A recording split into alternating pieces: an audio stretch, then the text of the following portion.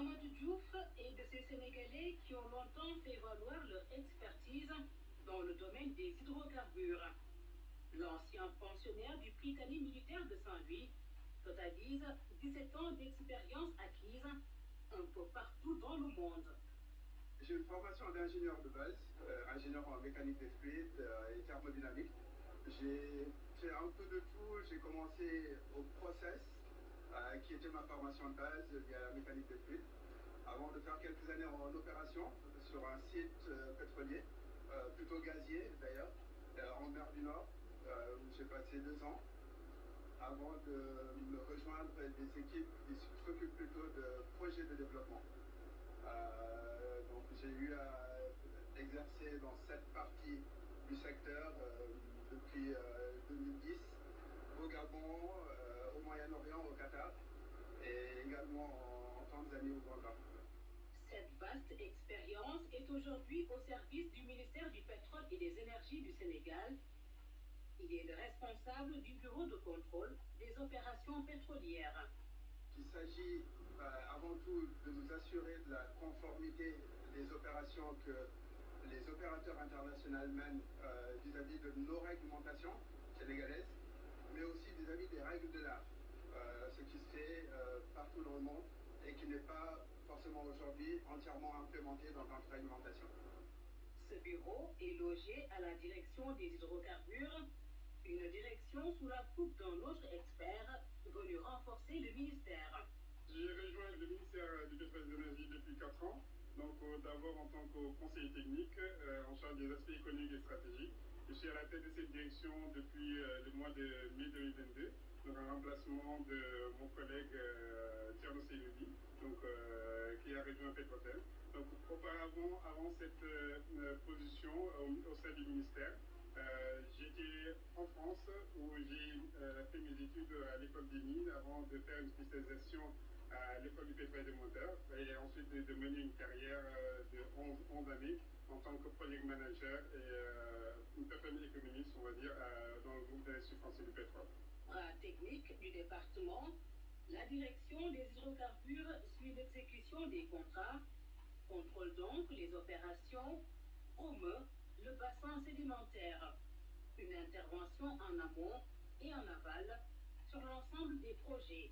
C'est également de veiller à aider les organisations en termes d'appui technique et de coordination pour que les collègues de l'environnement, des finances, de la pêche, etc., puissent tous se réunir en tout cas autour des spécificités de cette industrie pétrolière et gazière. Ce travail exaltant attire à la fois seniors et juniors du secteur. Ibrahim Abba est ingénieur géologue, une expérience dans l'industrie minière, une formation poursuivie à l'Institut national du pétrole et du gaz et une expertise en offshore avec Woodside. Bien outillé pour répondre à l'appel de la nation. C'était un rêve d'antan en tant que Sénégalais d'abord, de servir le pays, et puis de travailler au ministère.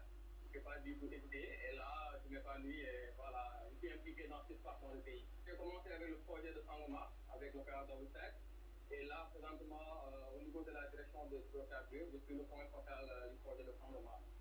Et ils sont nombreux, ces jeunes talents qui donnent de l'énergie au ministère du pétrole.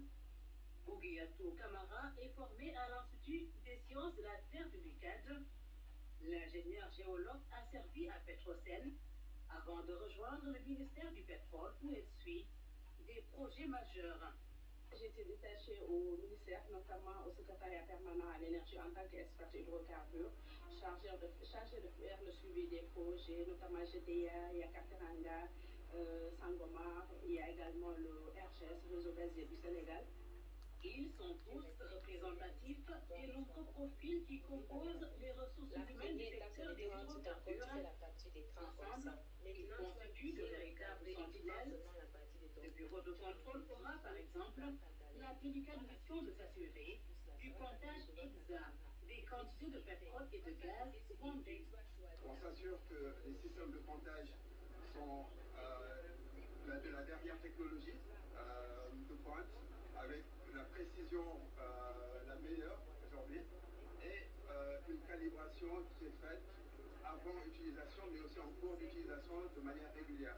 On sait par expérience de d'autres pays africains les pièges à éviter et ce qu'il faut comme ressources notamment, aussi bien humaines que matérielles, logistiques, pour pouvoir être complètement indépendant des opérateurs et pouvoir exercer ces activités de contrôle au moment opportun.